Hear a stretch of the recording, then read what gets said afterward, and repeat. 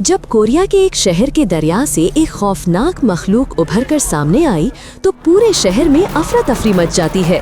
इस दौरान एक बेबस बाप के लिए ये सब एक भयानक सजा से कम नहीं है, क्योंकि उसकी बेटी उस खूनखार मॉन्स्टर के कब्जे में है। क्या वो अपनी बेटी की जिंदगी बचा पाएगा या फिर वो मॉन्स्टर लोगों को खत्म करता चला जाएगा?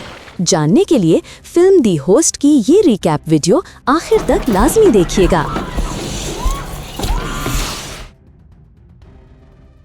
फिल्म शुरू होती है अमेरिकी फौज की कोरिया में एक बेस के मुर्दा खाने में, जहां डॉक्टर अपने असिस्टेंट को हुक्म देता है कि एक्सपायर हो चुके जहरीले केमिकल्स को दरिया में फेंक दे। असिस्टेंट जवाब देता है कि अगर वो ऐसा करेंगे तो तमाम केमिकल्स इस शहर के दरिया में चले जाएंगे, जिससे माहौल को शदीद नुकसान पहुंचेगा। ताहम डॉक्टर उसकी बात नहीं सुनता, इसलिए असिस्टेंट मजबूर हो जाता है कि तमाम केमिकल्स को दरिया में डाल दे। वक्त गुजरने के साथ मछलियां पकड़ने वाले भी उस दरिया में अजीब मखलूक देखने लगते हैं, लेकिन मुमकिना नताइज की तरफ कोई तवज्जो नहीं देते। एक गरीब इंसान खुदकुशी करने का मंसूबा बनाता है दरिया में छलांग लगाकर, लेकिन ऐसा करने से पहले वो पानी में एक बड़ा साया देखता है। देखते हुए कि उसके साथी खतरात से आगाह नहीं है, वो उन्हें अलविदा कहता है और छलांग लगा देता है। जिंगजो एक खाने पीने की अशिया वाली दुकान का बेटा है और वो अपने काम में अच्छा नहीं है, हमेशा सोया रहता है। इसका बाप ही बोंग बेटे से मुतमिन नहीं है और उसे जगाने और सारिफीन की देखभाल करने को कहता रहता है। अगरचे जिंगजो सुस्त और काफ़ी बेकार है, मगर वो अपनी बेटी से बहुत मोहब्बत करता है, हालांकि वो अपने बाप के बारे में बहुत अच्छी राय नहीं रखती है, जैसा कि हर कोई करता है। वो मिलकर टेलीविज़न देखते हैं और जिंगजो की बहन नामजो के लिए दाद देते हैं, जो कोरिया की जानिब से तीरंदाजी की चैंपियन है, जो पहले मकाम के लिए मुकाबला कर रही है। अचानक एक न्यूज़ फ्लैश आती है जो उस खुदकुशी करने वाले इंसान की लाश दिखाती है, लेकिन इसकी आधी जिस्म गायब है, जैसे किसी चीज़ ने इसे मरने से पहले काट लिया हो। ही बोंग अपने बेटे को बाहर निकलने और काम पर वापस जाने को कहता है, क्योंकि ग्राहक अपने ऑर्डर्स की शिकायत कर रहे हैं। जिंगजो खाना लोगों तक ले जाता है, लेकिन देखता है कि हर कोई दरिया की तरफ घूर रहा है। वो पुल के नीचे एक अजीब मखलूक देखते हैं और सोचते हैं कि ये क्या हो सकता है। जानवर हरकत करने लगता है, बाल आखिर पानी में गिर जाता है। लोग दरिया के किनारे और करीब तर चल पड़ते हैं और जिंगजो मखलूक की तरफ एक बियर की कैन फेंकता है, जो वो तेजी से पानी के नीचे ले जाती है। सब लोग भी दरिया में कूड़ा फेंकने लगते हैं और जल्द ही मखलूक गायब हो जाती है, पानी में सिर्फ कूड़ा छोड़कर।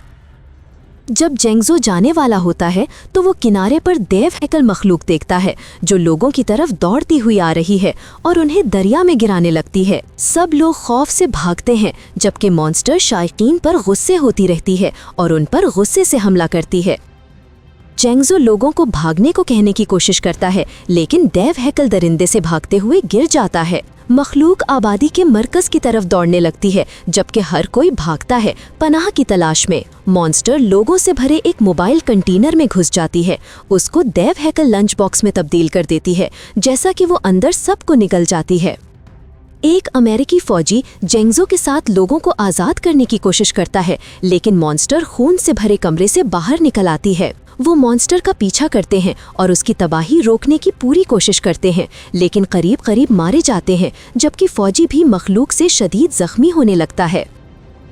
जिंगजो आदमी को बचाने की कोशिश करता है, एक भारी चीज को मॉन्स्टर की दुम पर मारकर। इस दौरान उस मॉन्स्टर का खून जिंगजो के चेहरे पर लग जाता है और दूसरी जानिब उसका हमला बेअसर होने की वजह से वो खतरनाक मॉन्स्टर मुड़कर आने लगता है और जिंगजो को तेजी से भागने पर मजबूर कर देता है। जिंगजो की बेटी दुकान के बाहर निकलती है अपने बाप की तलाश में, सिर्फ ये देखने के लिए कि हर कोई क्यों भाग रहा है। जिंगजो तेजी से अपनी बेटी को पकड़ लेता है और किसी महफूज जगह की तरफ भागता है, लेकिन अफरा तफरी के दरमियान वो देखता है कि उसने गलत लड़की का हाथ पकड़ लिया है। जिंगजो मुड़ता है और देखता है कि वो खतरनाक मॉन्स्टर उसकी बेटी की तरफ दौड़ता हुआ आकर उसे ले जाता है। वो मॉन्स्टर नमा मखलूक तेजी से दरिया में छलांग लगाती है और दूसरी तरफ तैरती हुई भाग जाती है। जिंगजो पीछा करने की कोशिश करता है, लेकिन बेबसी से देखता है कि उसकी बेटी को पानी में ले जाया जा रहा है। फौजी जल्द ही इलाका ब्लॉक करने पहुंच जाते हैं और लोग अपने मरने वालों की मौत पर मातम करते हैं। जब शहर की एक मरकजी पनाहगाह के कम्युनिटी हॉल में मरने वालों के लिए लोग जमा होते हैं, जेंगजो के खानदान वाले एक दूसरे को गले लगाते हैं, लेकिन इनकी मदद करने के बजाय न्यूज़ रिपोर्टर उन्हें हर तरफ से घेर लेते हैं और तस्वीर लेना शुरू कर देते हैं। एक सरकारी कारकुन बायोहैज़ार्ड सूट में लोगों को मिलने आता है और उनसे पूछता है कि आप में से किसी को उस मॉन्स्टर ने टच किया है या जख्म लगाया है। लोग इस बात को तस्लीम करने से डरते हैं, लेकिन बार बार पूछे जाने पर कुछ हाथ उठाते हैं, जिनमें जेंगजो भी शामिल था, क्योंकि उसके चेहरा पर मॉन्स्टर का खून लगा था। पीले सूटों में मजीद कारकुन इमारत में दाखिल होने लगते हैं, मुतासरा लोगों को क्वारंटाइन करने के लिए ले जाने की कोशिश करते हैं। वो जेंगजो को ज़बरदस्ती ले जाते हैं, जबकि उसका खानदान उन्हें रोकने की इल्तिजा करता है। इसके बाद मंजर सामने आता है कि अमेरिकी फौजी जिसने जेंगजो की मदद की थी, वो मॉन्स्टर के हमले से बच गया था, लेकिन जल्द ही मॉन्स्टर के साथ वायरस से इन्फेक्ट होने के बाद बीमार हो गया। हुकूमत अपनी फौजियों को वापस बुलाने लगती है और वायरस फैलाव से निपटने के लिए तरबियत याफ्ता खसूसी टीमों को भेज रही है। इसी वक्त जेंगजो और उसके अलावा उसकी फैमिली के मजीद लोग अस्पताल पहुंचा दिए जाते हैं, लेकिन ये सब क्वारंटाइन इक़दामात की कमी देखकर हैरान होते हैं। अस्पताल में दौरान इलाज ही रात को जेंगजो को एक फ़ोन कॉल मिलती है, जिससे वो फ़ौरन बेटी की पहचान कर लेता है। जेंगजो अपनी बेटी से पूछता है कि वो किधर मौजूद है, लेकिन सिग्नल अचानक डेड हो जाता है, जबकि उधर मौजूद बाकी फैमिली मेंबर्स भी ये सब जान चुके होते हैं। मॉन्स्टर इंसानों पर हमले जारी रखती है, क्वारंटाइन और जरासीम के इलाज करने वाले वर्कर्स को मार देती है और उन्हें अपने एक मकाम में वापस ले जाती है, जो ज़ेरे ज़मीन गटरों के अंदर है, जहां वो ख़तरनाक मखलूक उन्हें बाद के लिए खाने के तौर पर ज़ख़ीरा कर रही है। जेंगजो की बेटी हव्यून एक तंग जगह से छुप कर निकलती है और लाए गए वर्कर को देखती है, जिनको मॉन्स्टर लाया था, लेकिन आदमी डूबने से मर चुका था। हव्यून एक बंदे के कपड़ों से एक सेल फोन तलाश करने में कामयाब हो जाती है, लेकिन ये दरिया में डूबने के बाद मजीद काम नहीं कर रहा। अस्पताल में वापस जेंगजो पुलिस को कायल करने की कोशिश करता है कि उसकी बेटी हव्यून जिंदा है, लेकिन अफसर सोचता है कि आदमी पागल है और डॉक्टर से उसकी नफ्सियाती जांच की ख्वाहिश करता है। ये समझते हुए कि उसकी बेटी जल्द भूख से मर सकती है, वो सब अस्पताल से निकलने की कोशिश करते हैं, लेकिन जेंगजो के सुनहरे बालों की वजह से फौरन पहचान लिए जाते हैं। वो एलिवेटर की तरफ भागते हैं, फिर पार्किंग गैराज में, जहां इनको चंद जराइम पेशा लोगों की मदद एक गाड़ी की सूरत में मिल जाती है। यूं ये मरीजों का ग्रुप कामयाबी से अस्पताल से फरार होता है, जबकि पुलिस अफसर भागते हुए उनका दीवानावार पीछा करता है। फरार के बाद उनकी मदद करने वाले जराइम पेशा लोग बदले में बड़ी रकम वसूल करते हैं, उन्हें बंदूकों और सरकारी गाड़ी फराहम करते हैं ताकि वो घुल मिल जाएं। जेंगजो के बाप हेबोंग के पास कोई चॉइस नहीं है सिवाय अपनी तमाम बचत और क्रेडिट कार्ड्स देने के। वो पुलिस चेक पॉइंट की तरफ ड्राइव करते हैं और गुजरने की कोशिश करते हैं, लेकिन एक पुलिस वाला उन्हें अस्पताल से फरारियों के तौर पर पहचान लेता है। कोई और चॉइस ना होने पर हेबोंग अफसर को अपने पास बचे हुए आखिरी रकूम भी बतौर रिश्वत देता है। अब ये तमाम खानदान अपनी लड़की हव्यून के तलाश में हर सीवर सिस्टम में जाता है जो उन्हें दिए गए नक्शों पर मिलता है, लेकिन इलाका कवर करने के लिए बहुत बड़ा है और उन्हें लड़की की जगह का कोई सुराग नहीं मिल पाता है। जेंगजो का भाई नाम शिकायत करता है कि वो इस तरह कभी अपनी भांजी को नहीं ढूंढ सकेंगे अगर इसी तरह वो अंधाधुंध तलाश करते रहें। इसकी बहन इसे शिकायत बंद करने को कहती है क्योंकि उनके पास कोई और ऑप्शन नहीं है। अचानक ये ग्रुप आगे कुछ हरकत देखता है और अपनी बंदूकों को फायर करने के लिए तैयार करता है। नाम को छत से पानी टपकने का एहसास होता है और वो कई गोलियां चलाते हैं, सिर्फ ये समझने के लिए कि ये कुछ भी नहीं था। ताहम ये सामने आता है कि दीवारों के पास दो दूसरे लड़के छुपे हुए थे और वो खानदान से करीब करीब मारे जाने के बाद सीवर से निकल जाते हैं। दोनों लड़के बेघर हैं और बड़ा भाई करीब तरीन खुराक वाले स्टोर से खाना चुराने का फैसला करता है जो जेंगजो के ही एरिया का है। छोटा लड़का सीजो उनके पैसे भी लेना चाहता है, लेकिन उसका भाई उसे रोकता है और कहता है कि ये गलत है क्योंकि वो सिर्फ जिंदा रहने के लिए दरकार खुराक ले रहे हैं। वो स्टोरेज को लूटने के बाद खाने की भरी बैग लेकर निकलते हैं और देखते हैं कि वो खतरनाक मखलूक पुल के नीचे से उनकी तरफ दौड़ रही है। दोनों तेजी से पनाह की तरफ वापस भागते हैं, लेकिन मॉन्स्टर उनके पीछे करीब से ताक़ुब करता है, जबकि लड़के अपनी जानें बचाने के लिए दीवानावार भागते हैं। चंद लम्हों बाद ही बोंग अपने स्टोर की तरफ वापस जाता है और देखता है कि दरवाजे जबरदस्ती खोल दिए गए हैं। वो इसकी जानिब मजीद तवज्जो नहीं देता और ये खानदान अपना डिनर शुरू करता है, जबकि तसव्वुर करता है कि होवियन भी उनके साथ मौजूद है। इस दौरान होवियन सीवर से पानी जमा करके जिंदा रहने की कोशिश कर रही है, लेकिन मॉन्स्टर के करीब आने पर जल्दी से मुर्दा बन जाती है। मखलूक पहले से पकड़े गए लड़कों को छोड़ देती है और देखती है कि छोटा लड़का अब भी जिंदा है। वो लड़के को बचाने और मॉन्स्टर से उसकी हिफाजत करने की पूरी कोशिश करती है। कुछ वक्त बाद जेंगजो मखलूक को अपने स्टोर के बाहर खड़ा देखता है और बाप मॉन्स्टर पर फायर करने की कोशिश करता है, लेकिन बिलाखिर वो फायर मिस हो जाता है। वो उनकी तरफ दौड़ती है और उस जगह पर धक्का देना शुरू कर देती है। बिलाखिर पूरी जगह उलट देती है, जबकि बाप फायर करता रहता है। मॉन्स्टर रुक जाने के बाद ये खानदान बाहर निकलता है, सिर्फ ये देखने के लिए कि वो जमीन पर पड़ी है, जाहिर तौर पर गोलियों से जख्मी। जेंगजो का भाई मॉन्स्टर पर फायर करता है, जो उसे दरिया की तरफ भागने पर मजबूर कर देता है, जबकि खानदान ताक़ुब जारी रखता है। ताहम वो जल्द गोलियां खत्म कर देते हैं, जबकि मखलूक दरिया में छलांग लगा देती है। हे बोंग सबको पीछे रहने को कहता है, जबकि जेंगजो अपने बाप को आखिरी गोली वाली बंदूक देता है। मखलूक खानदान की तरफ तैरना शुरू कर देती है। मखलूक बूढ़े आदमी पर हमला करता है और वो बंदूक चलाता है, लेकिन ये सामने आता है कि जेंगजो ने गलती से हिसाब लगाया, उसमें गोली नहीं थी और कुछ भी फायर करने को नहीं बचा था। हे बोंग मुड़ता है और पुरसुकून तौर पर अपने खानदान को भागने को कहता है, जब मखलूक उस पर हमलावर हो जाती है। वो हे बोंग को टांग से पकड़ लेती है और जमीन पर पटक देती है, जबकि हर कोई बेबसी से देखता है। जेंगजो बाप की बेजान लाश की तरफ भागता है और दर्द से रोता है, लेकिन वो वहाँ ज्यादा देर नहीं रह सकते क्योंकि पुलिस भी इस तरफ आ रही है। जेंगजो सबको भागने का कह देता है और खुद भी जाने की कोशिश करता है, लेकिन गम पर काबू ना पाने के सबब पुलिस अफसरों से पकड़ा जाता है। रात को जेंगजो का भाई अपने दोस्त की मदद के लिए जाता है, जिसकी फोन कंपनी में नौकरी है। वो दफ्तर की इमारत में छुपकर दाखिल होते हैं और होयुन की आखिरी कॉल की लोकेशन तलाश करने लगते हैं। वो इसकी जगह तलाश करने में कामयाब हो जाते हैं, लेकिन दोस्त मैनेजर के दफ्तर में जाता है और जाहिर करता है कि उसने आदमी को धोखा दिया है, पुलिस को इत्तला देकर बाउंटी पैसे हासिल करने के लिए। नाम समझ जाता है और उसके पीछे वालों को देखता है और जल्दी से लाइट्स बंद कर देता है। दफ्तर से निकल जाता है और ताक़ब करने वालों को अंदर बंद कर देता है।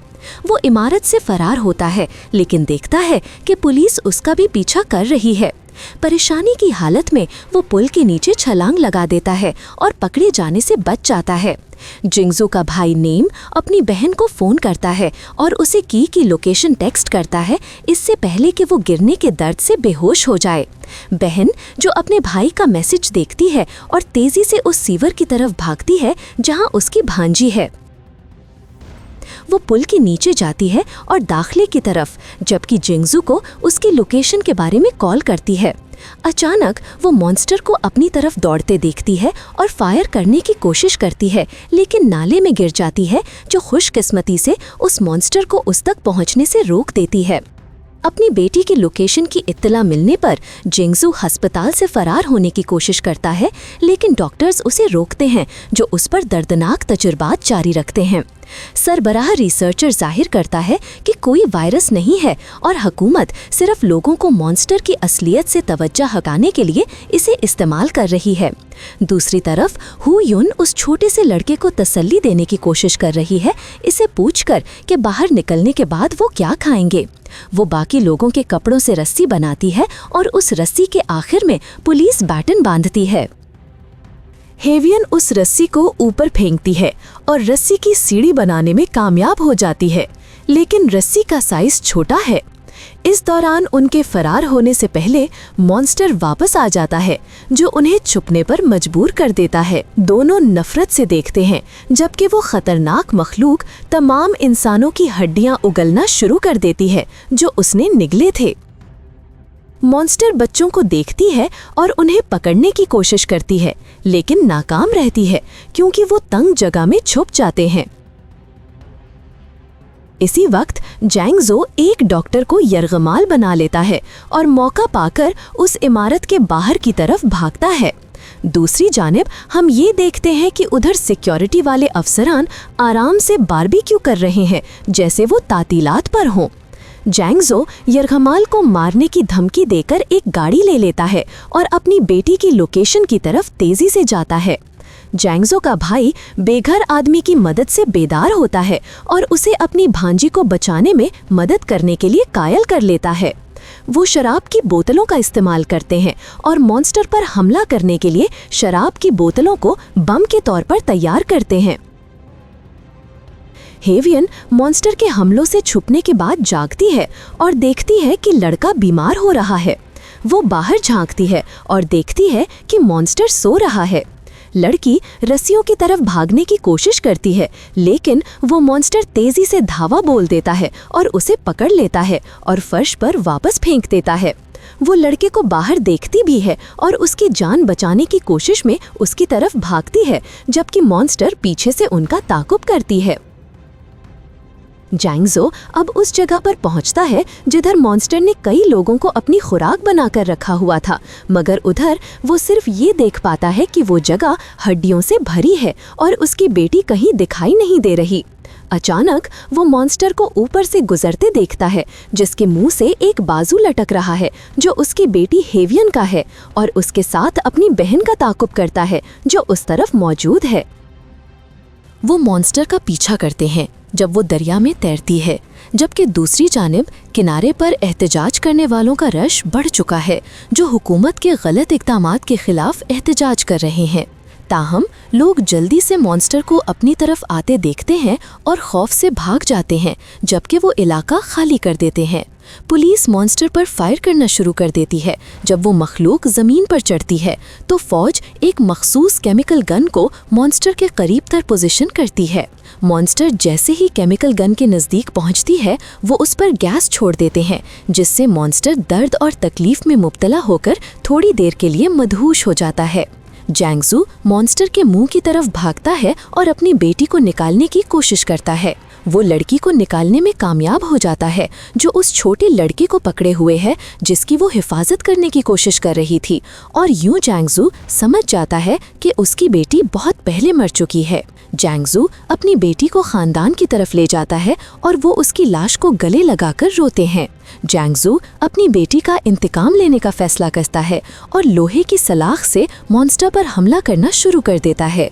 जैंगजू का भाई भी मदद करने की कोशिश करता है और शराब की बोतलों के बम मॉन्स्टर पर फेंकता है, उसे भगा देता है, लेकिन बराहरास्त उस पर बोतल नहीं मार पाता। बेघर आदमी मखलूक के ऊपर चढ़ जाता है और इस पर पेट्रोल डालना शुरू कर देता है, जिससे वो मॉन्स्टर उलझन का शिकार हो जाता है। जैंगजू की बहन अपना तीर तैयार करती है, जिसके कोने पर उसने आग लगा दी है, और मॉन्स्टर पर फायर करती है। वो आग वाला तीर पेट्रोल से नहाए हुए मॉन्स्टर पर की आंख पर जा लगता है और इसके बाद वो उसे शोलों की लपेट में ले लेता है। अफरा तफरी के लम्हे में मॉन्स्टर पानी में वापस भागने की कोशिश करता है, लेकिन जैंगजू सुतूनों के पीछे से सामने आकर एक मोहलिक नेजा उसके हल्क में घोंप देता है। यूं वो खतरनाक मखलूक अपनी आखिरी सांस के साथ गिर जाती है और जलते हुए मर जाती है। इसके बाद जैंगजू देखता है कि वो छोटा लड़का जिसे उसकी बेटी बचाने की कोशिश कर रही थी अब भी जिंदा है। इसके बाद चंद रोज बाद का मंजर दिखाई देता है कि जिसमें जैंगजू ने उस छोटे लड़के को अपना बेटा बना लिया है और दोनों डिनर कर रहे हैं, जबकि न्यूज़ हुकूमत की कार्रवाइयों की तनकीद कर रही है। वो दरिया के किनारे खाने पीने वाले स्टोर में रिहाइश जारी रखते हैं, जबकि बर्फबारी हो रही है जो जाहिर कर रही है कि सर्दियाँ आ रही हैं। इसके साथ ही फिल्म खत्म हो जाती है। नाज़रीन, अगर आपको ये हमारी आज की रिकैप वीडियो पसंद आई तो बराहे करम इसको लाइक करें, अपने ख्यालात कमेंट सेक्शन में शेयर करें और हमारे चैनल अनमोल फ्लिक्स को सब्सक्राइब करना ना भूलें ताकि आप ऐसी ही मजीद सनसनीखेज फिल्मी कहानियों से जुड़े रहें। आपका हमारी वीडियोस को लाइक, कमेंट्स और सब्सक्राइब करना हमारे लिए बहुत अहमियत रखता है। जल्द आपसे अगली वीडियो में मुलाकात होगी। Good bye.